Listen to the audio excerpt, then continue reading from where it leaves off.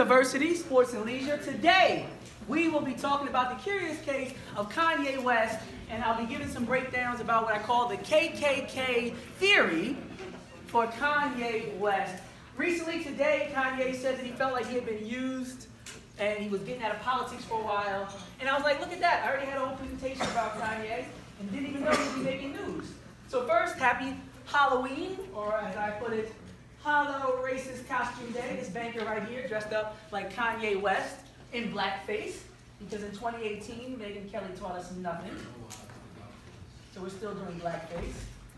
So this is the KKK analysis, a conspiracy theory. I remember saying that Kanye West was a genius, and people's faces were like contorted a little bit.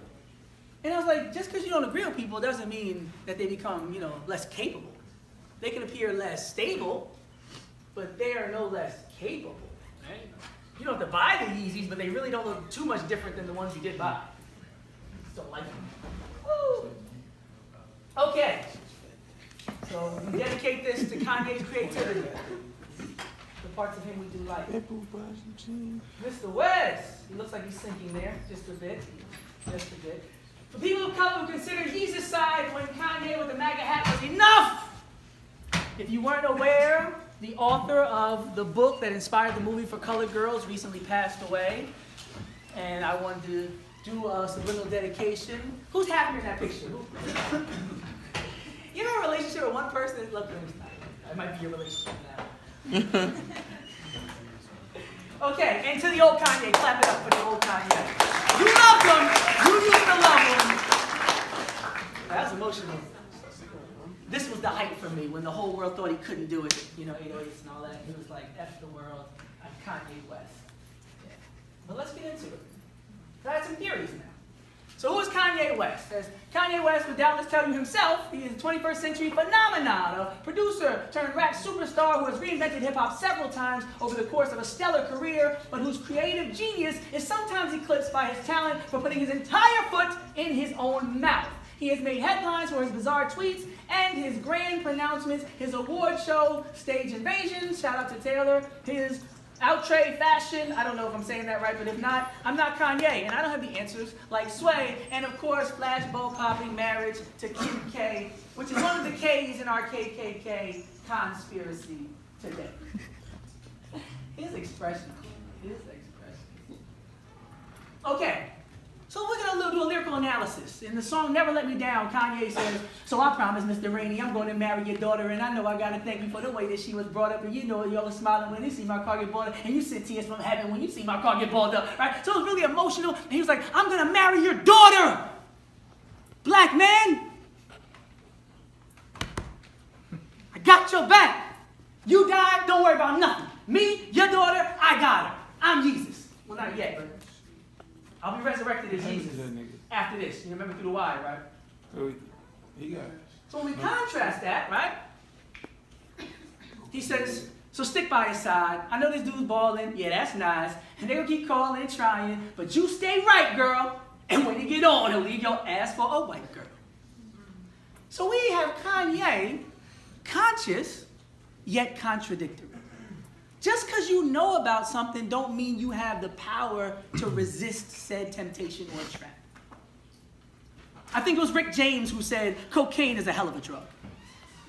Like, you know it. Okay. Who knows who that is, even? Who? No? No? No. Wow. Huh? Mr. Rainey's daughter, yeah. Okay.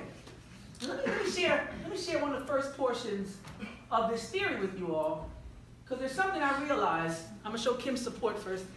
She says, look, I always say this. No, stop. It takes him about 4 years to write a song. I know we had a conversation about this too. We were talking about the difference between Kanye West and other people saying similar things. I was saying that, the whole idea about having time to think, is a big part of why we're seeing what we're seeing. And he says it takes him 4 years to write a song, to communicate what he wants to say. So when he tweets something in 2 seconds, what's going on in his mind and what he thinks and what he's trying to say, he might not be the best communicator, but he has the best heart, and I know what he means. And that's all that matters, right? In terms of Chris and the show.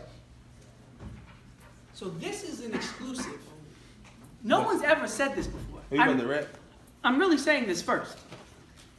And I want you to really take a good look at this because I'll just show you first. I'll just show you first. I argue that what's going on now, who knows Candace Owens? Black conservative Candace Owens.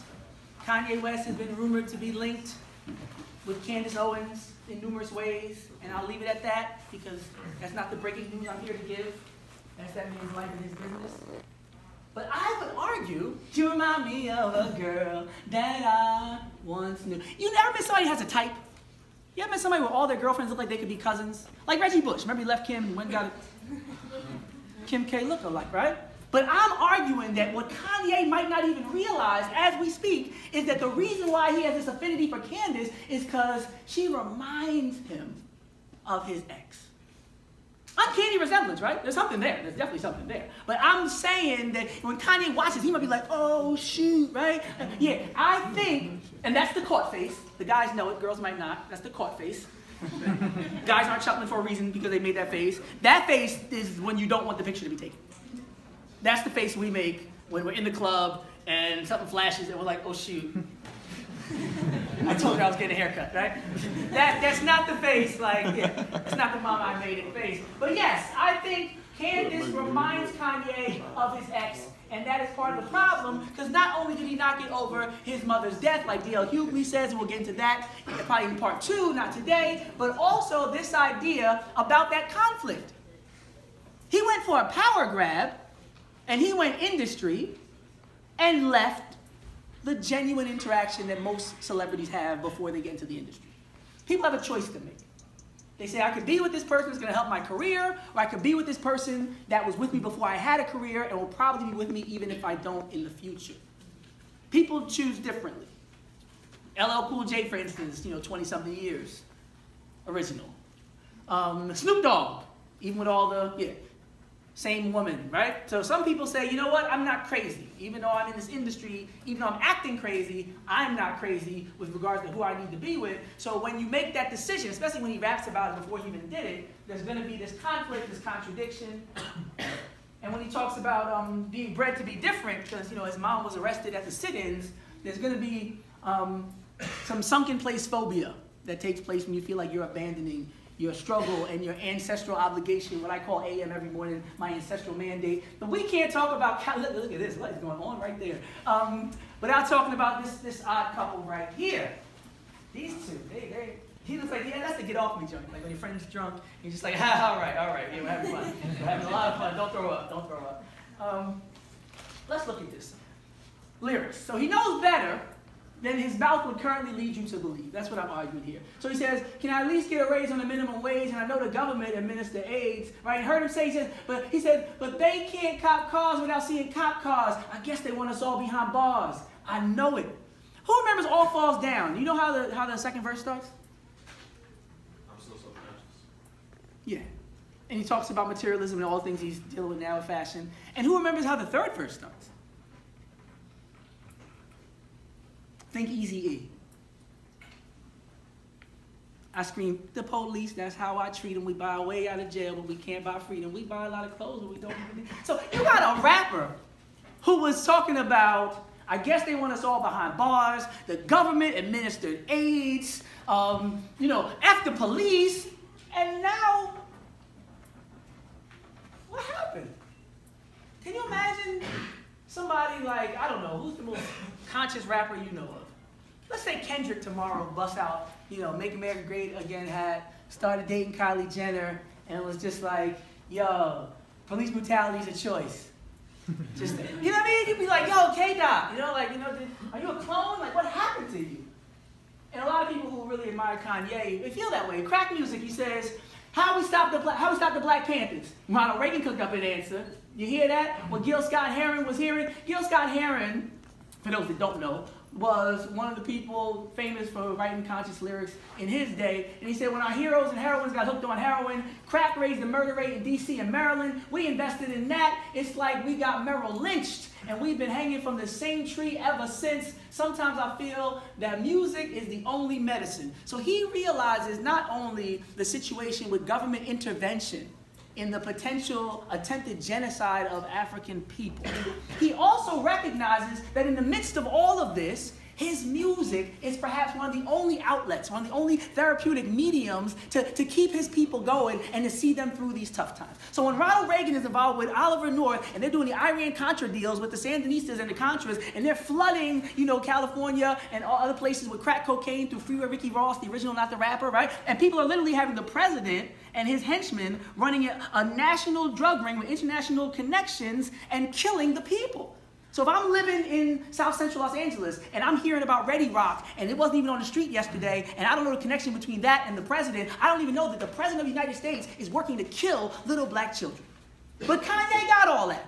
And Kanye's like, I know my role as a musician. I'm like the griots in the African tradition. I'm the storyteller, and I carry the drum and the traditions and the stories. And I say, the music might be the only medicine, because you can't self-medicate with the heroin. You see how that's doing this. You can't self-medicate with the crack. But he says, I know my role. So can you imagine somebody abandoning their role? Who saw The Lion King? And a different lecture, I'll show you how that mimics the ancient story of Asar and Set. We get a little bit into it when we talk about his Horus necklace. But this idea about going off into the wilderness, two brothers fighting, whether Asar and Set, Cain and Abel, the nephew avenging the father through confrontation of the uncle, and this idea about separation and being in the wilderness. We saw it with Yoda and with Star Wars. Who remembers Star Wars? You're making the connections now, right? There's multiple stories where you can identify where there's usually a tragic loss, whether it's Obi-Wan Kenobi, whether it's Bambi losing a parent. There's this separation, right, from the parental figure. Then there's this exile or ostracizing period where there's like a journey inward, right? Even like Neo, right? Where you go away from where you were and you go inside of yourself. You learn your true potential, your true calling. You fight it. You resist it. You try at all costs to not adhere to your destiny. We talk about Othello, same thing. You try to go the other way than what your destiny is, and you end up right there at some point. And we see a similar path right now with Kanye West, because he's saying that, I was raised by people that was involved in the sit-ins. With that in my blood, I was born to be different. So if he looks at himself now, if the old Kanye is looking at the new Kanye, you can only imagine what the old Kanye is saying, and that's probably why he's making some of the faces he's having and needing the medicine he's needing that he sings about on the album with Kid Cudi, because he's far more aware than, I guess today you would say 95% of rappers. I was going to say like 80 back when he came out, but the rappers I can understand. Shout out to Quavo. I got nothing against weaves. I got nothing against bubblegum. I got nothing. But this seems a little more conscious. Take off sound. Okay. See? Okay. We already did all that. Okay, so how do we get here? How do we get here? There's a movie called Meteor Man where they have lots. Okay, but so we need to analyze this. We need to analyze, because people always say he's crazy. I'm done with him, and that's not critical analysis. When people say you come to college to think deeply, to learn how to think, not to learn facts, but to really learn how to look at something and be like, let me see. So saying stuff like, oh, he's crazy.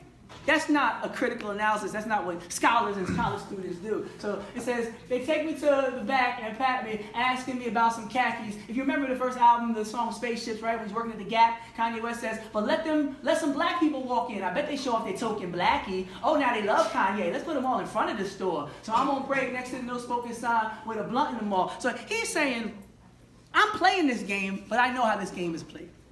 You follow me around, you hate on me, there's multiple microaggressions even though I work here. But let some black people come and you want to use me to exploit me for profit. Oh, they'll show off their token blackie. Oh, we love Kanye. Put them all in front of the store. Similar to what he said in New Slaves about the rich racism when they want to buy everything, and the poor racism where they say you can't shop here. So we have a man who went from new slaves, from spaceships, to slavery was a choice. And seeming like his mind was in some regard out of space. That's a play off the Colin Kaepernick ad, of course. Kanye's expression. So my chain heaven. Let's look at this jewelry and get into this whole history component. So we must start with chronology. Dr. Love Kete Asante, Chair of the Department of Africology, African Studies, Temple University, says, we got to start with chronology. So when we see somebody with something on like this size, we got to say, who is Heru? Does anybody know who Heru is? Does anybody know the story of Heru is where we get the term hero? So all your life, when you hear the term hero, it's directly connected to Heru. Just like when you hear about the gods Amen, Amenhotep, and all that, and when at the end of many of your prayers you say Amen, that's a different lecture for a different day. But sometimes you be in touch with something and have no idea that you're even following a tradition. So let's let's give the history real quick. So this is Anthony Browder. He writes books like The Browder File, Nile Valley Contribution to Civilization. A lot of what I talk about, like the stolen example of the Washington Monument, the Lincoln Memorial sitting like Ramses, and even the water, you can see that whole layout. The obelisk, the water, the pillars. It's in Egypt and Africa. You go to Washington, D.C., the same exact layout. The building, the chairs, the water, the obelisk, right? The same exact thing. Didn't change a thing. So Heru, prehistoric nature from Nubia, who became a central figure in the trinity of ancient Kemet, a son of Asar and Aset.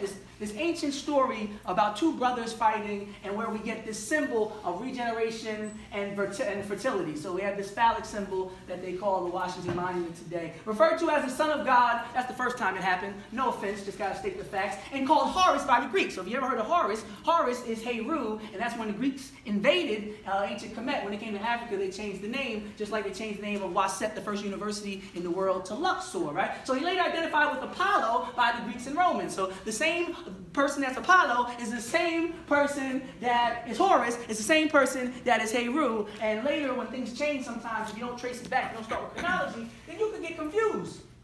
For example, if you don't know the original versions of stories, when you see later versions of the same story, you can't recognize that this story's been told before. Silence was for dramatic effect. No filter, new filter, all filter. No coincidence. That's like Drake saying that his song and Quentin Miller's song sound the same and it was just by coincidence. I never even heard the boy. He said 10 bands, I said 10 bands. We breathe the same cadence. I don't know how it happened. You know what you did. This is the original Drake, Melania Trump ghostwriter. I don't know who wore it better, but I know who wore it first. This is Madonna when she was voguing like she was doing something new, stealing all the culture from the queer, lesbian, and gay people in the village and everything, acting like she was starting something. They're like, oh, Madonna. So like when Kim K came out with the cornrows and the box braids. Okay. Y'all want to talk about appropriation? Okay. We keep moving. Okay.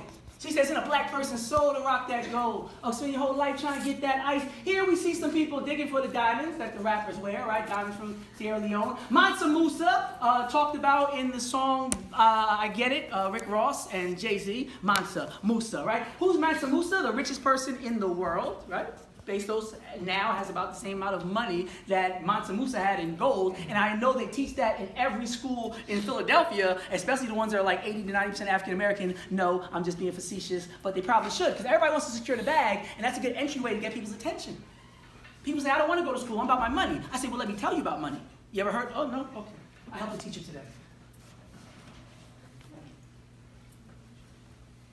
So sink or swim theory. I picked this picture in particular because there's some pictures where it looks like he's falling and he's swinging his arms for sort of moving. But in this picture, it's almost like a Rorschach test.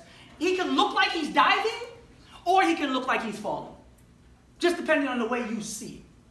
Because some people would argue that Kanye West knows exactly what he's doing and he's not sinking into anything. Other people would be like, oh, it's the Jezebel Eve effect and Kim just got him under a spell. So I say sink or swim theory. Was Kanye pulled into the sunken place or did he dive headlong into the de-Africanizing abyss? And part of critical analysis is asking certain questions. You can tell how smart people are by the questions that they ask. I want to pull the rugby, it looks so nice. So the fashion over theory, and this is where I give a lot of credit to Kanye West, and I blame his so-called supporters. Similar to Future fans right now. Remember I said, who's a Future fan? I think, how many people raise their hand? Who's a big fan of Future right now?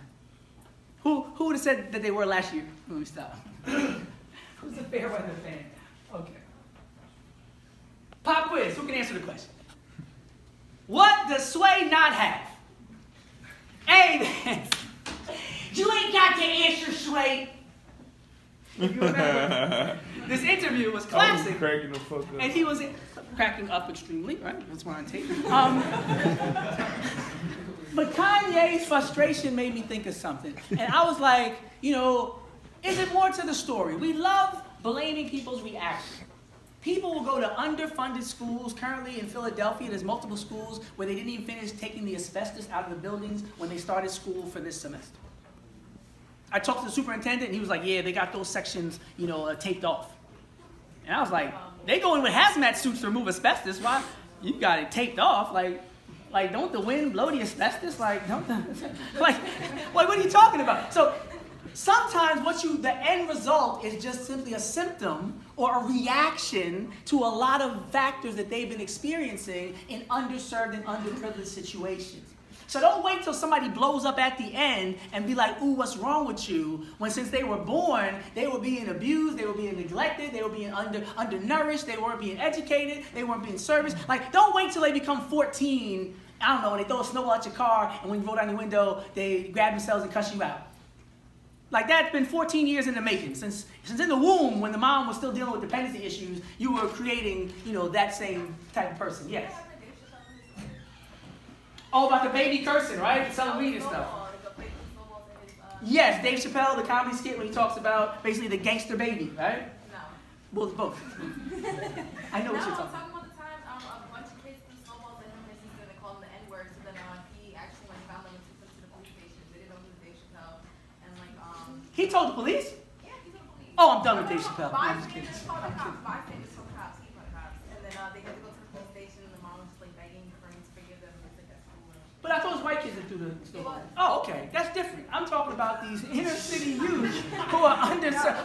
That's privilege run amok, and then there's neglect run amok. Neither is good. They both should get the same amount of time if they assault people or break people's property up. But the reasons why, I just want people to trace to the root of problems. I said before, if you work with young people and a young person flips over a table and starts cursing, you're not going to curse them out back if you're the educator. You're not going to be like, what would you say? That's not what teachers do. Teachers try to figure out what's really going on here. Something obviously upsets you. Hurt people hurt people. There's obviously something we need to discuss. So I'm not going to go with my first response, which might be, what the hell's your problem? I'm going to wait. I'm going to take a breath, and I'm going to try to separate them from the situation where they don't feel like they have to continue to perform or feel pressure from the peers. That kind of thing. So I'm saying to approach a problem in a way that you can actually bring a solution and not escalate the problem. So when you see somebody this frustrated, because if you saw the interview, that's a lot of frustration. A lot of frustration. I'm just not playing interviews today because YouTube be trying to act like they own everything, and I'll be like, fair use, and they be like, no fair use for you. The point is, something must have happened. We just showed you all this conscious Kanye. I just showed you all this committed Kanye. How many people that are making rap albums are talking about marrying their girlfriend? I'll wait. Future damn sure wasn't talking about it, so Russell Wilson came in like, I'll take that. Okay, no, but seriously. How many rappers you know that are like, I can't wait to marry my girlfriend, I promised the father? It's not a typical theme. So for him to be all the way over there with this whole idea of monogamy and fidelity and family and exposing conspiracy and anti-government and speaking out against the police and speaking truth to power and understanding his music is medicinal, like to go from that to just fussing with Sway about fashion, there has to be more to this story. Kanye didn't just wake up and be like, hey, let me make my shirts, man. I'm done with everybody. So he said, I'm talking about us, the people who love fashion. I'm talking about us, because I'm a slave to it. I guess that's a fashion choice. I need to call it. I love it. I love it since age 5. So we see a passion, an unparalleled passion for this whole industry that people didn't know about. A lot of people saw these rants that week, and they were like, I didn't know Kanye had been, investing millions of dollars into fashion. I didn't know that he knew all these head people in the fashion industry. I just liked his album was, in debates about which one was better. Dark Twisted Fantasy was best. People just having these conversations without really realizing that, even through his lyrics, I can name 20 more, but I don't have time for all that. He was spending not just $400 on this, just to be like, you ain't up on this, but spending a lot of time trying to figure a way into the industry. He went to fashion school. We know this, right? Who knows this? He studied fashion in school. One person knew this. Exactly. So if you don't know somebody's passion, then you're more likely to say it's not that deep. It's not that big a deal. That's like me saying I was playing a pickup game yesterday and nobody picked me because they didn't know I had AI handle and they were judging me by my height and I didn't get to run no rock. And you'd be like, oh, that's cool, professor. It's different than me saying, yeah, I went to the combines and they were like, oh, whoa, that's a big deal for you. You've invested a lot in that. That's your passion. So, oh, tough break, right? It's different if you know how much of an investment somebody has, in that life. And then it starts to put it in perspective why when Sway, who people couldn't figure out what was under his hat for years, read the honeycomb hat, but now we know what was under Sway's hat, right? The answers. Just kidding. Shout out Sway's hat. So this is the theory of this part. So my theory is Kanye viewed himself, I'm not saying right or wrong, as a well-studied, self-determined African-American trailblazer. He talked about those glass ceilings all the time in the fashion industry and the gatekeepers, right? He thought he was, self-determined African-American trailblazer who rose from token black status at the Gap, which we quoted, token black in the Gap, at his job at the Gap, to becoming one of the most influential voices in urban, which really means black, fashion, while possessing enormous crossover design appeal. Kanye perceived himself as a glass ceiling shattering pioneer in a world where everything but black people in charge has been the new black. So everything but black people are involved in fashion on that level. Orange is the new black. Rhinestones are the new black. But when it comes to leadership and ownership, black people ain't been the new black yet. If you look at all the top fashion houses, there's a meme with that. You ever seen that? They show all the owners of the fashion houses, whether it's Gucci, Versace. They show all these old white people, and then they show all these young black people with all these $300 belts that they're getting shot for and stuff. But yeah, so everything's the new black with black people. So Kanye is like, I've studied this. I have the talent. I have the passion. I'm going to make a way. I'm like the Dr. Martin Luther King of fashion. To us, it's hilarious because fashion's not that deep to us. But to somebody who sees that as such a big deal in the hood, and about, when he talks about being fresh, it's almost like a science if you study his early days when he talks about not having a lot of money but still maintaining his fresh. So Kanye felt disrespected, I'm arguing, underestimated, and this is the big one, abandoned by the very people he was attempting to make history for.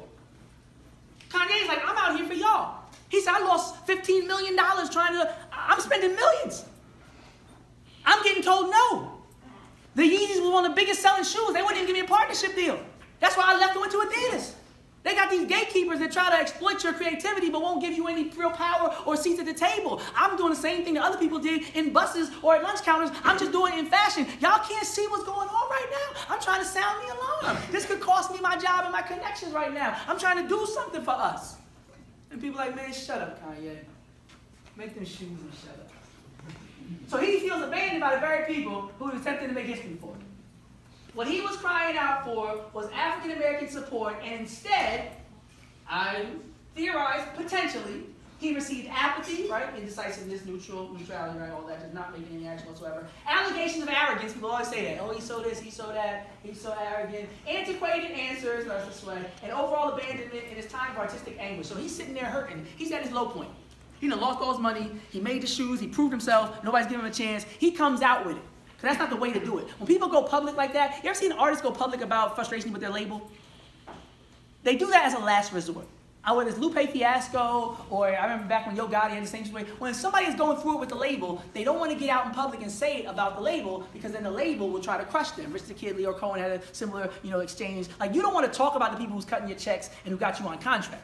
So if you see somebody out in the public accusing the machine, the establishment, that means they're desperate. That means people are erasing your number from their phone as the interview plays.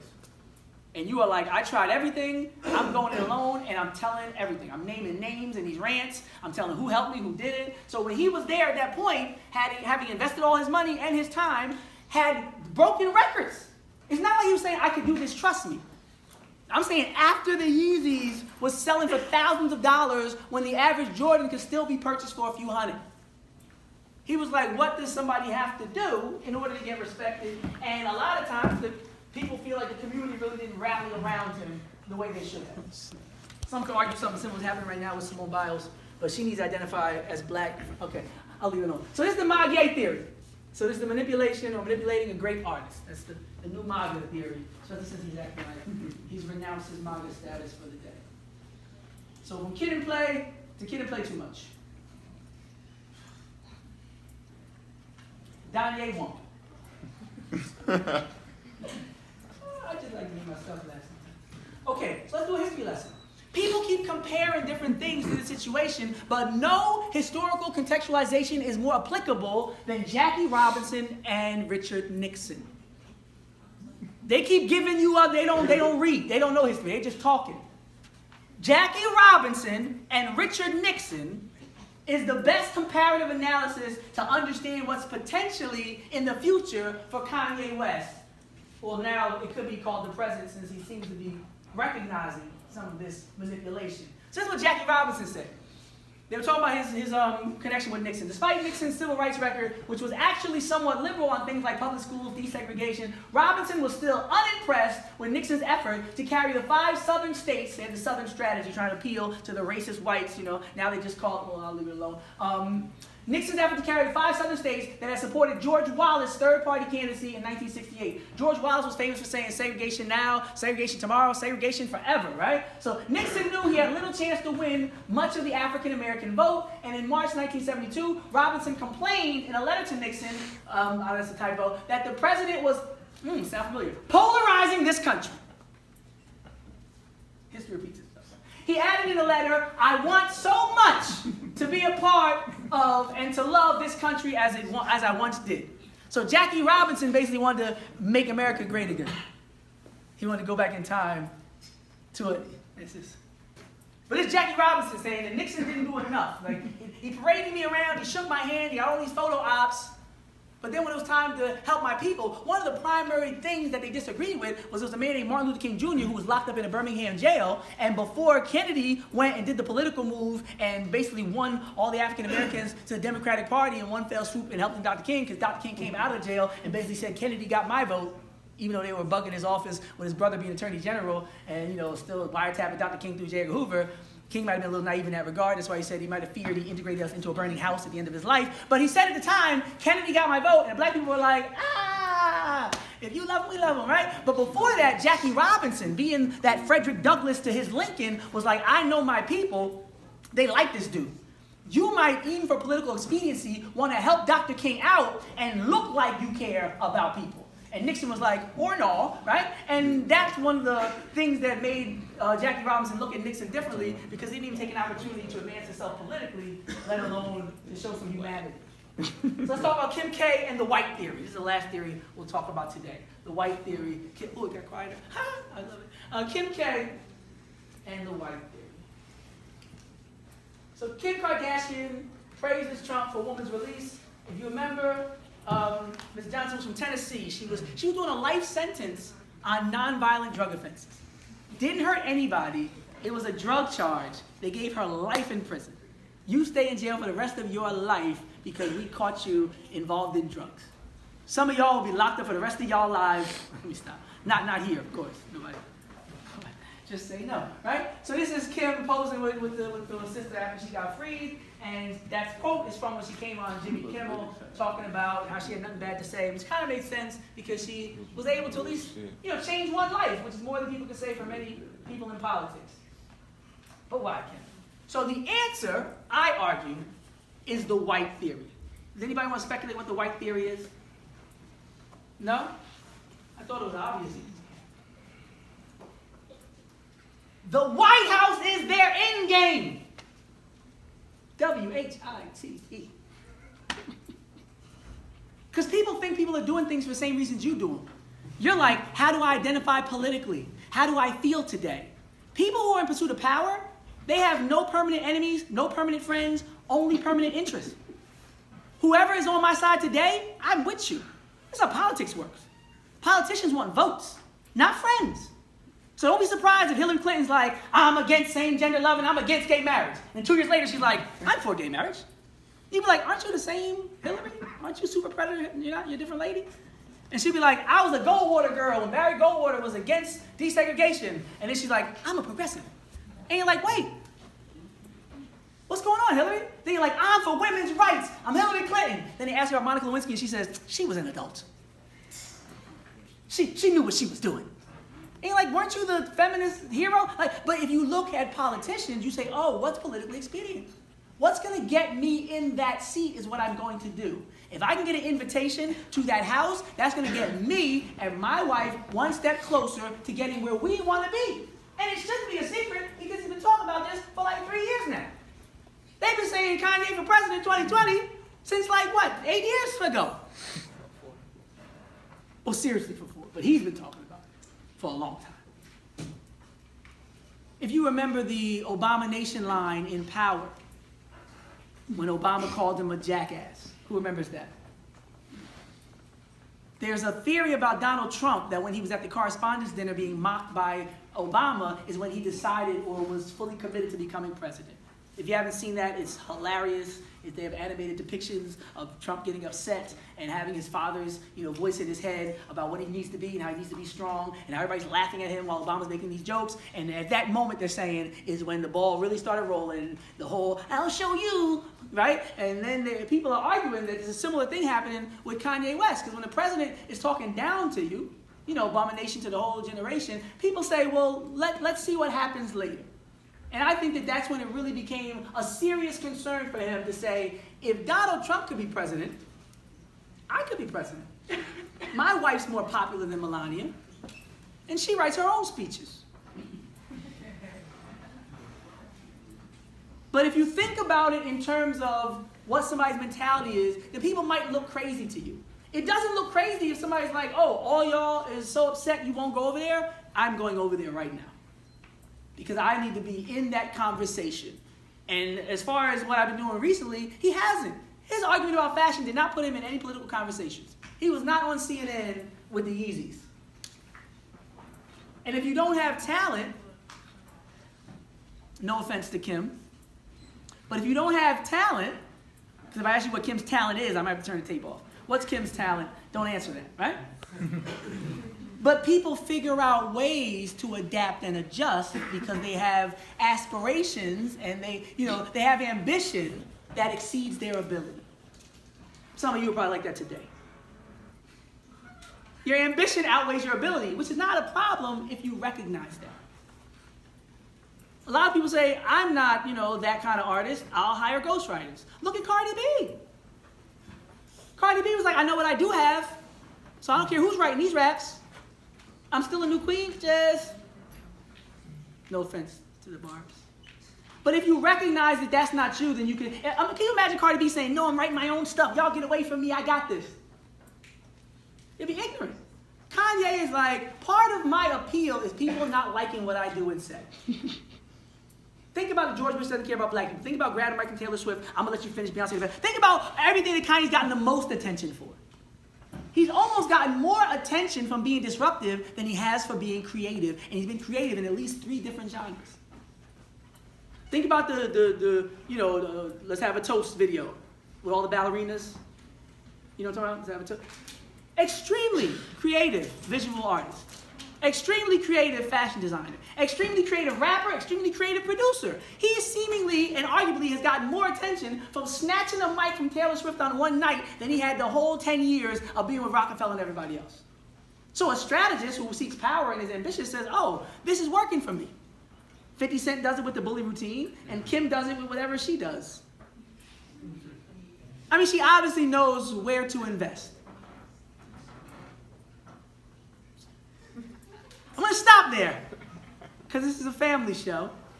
But tune in next time for part 2 of the Kanye theory. Clap it up at Temple University, the best school in the world. You can still transfer.